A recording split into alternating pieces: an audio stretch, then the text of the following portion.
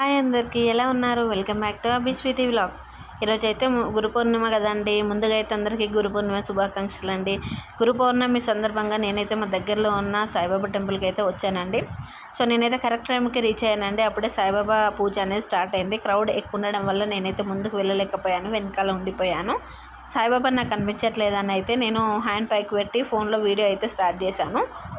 So ఫోన్లో video తీస్తూనే సాయిబాబాని చూశానండి నేను.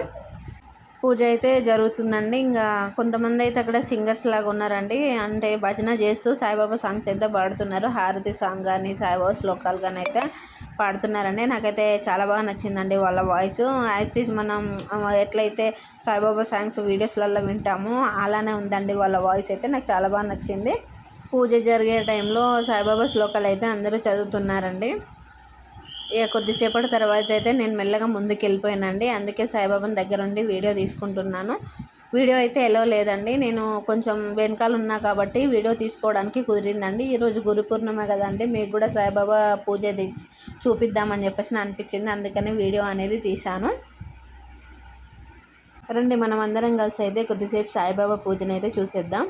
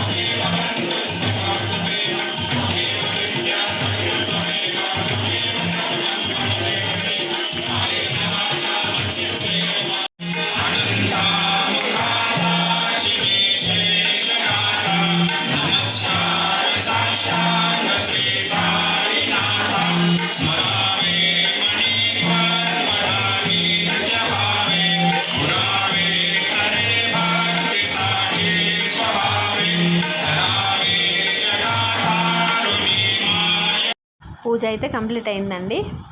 అందరినీ లైన్లో నిల్చోబెట్టి అయితే ఒక్కొక్కరిని అయితే సాయిబాబా దగ్గరికి అయితే దండం పెట్టుకోవడానికి అయితే పంపిస్తున్నారండి. ఇప్పటివరకు అయితే చాలా క్రౌడ్ ఉండేనండి.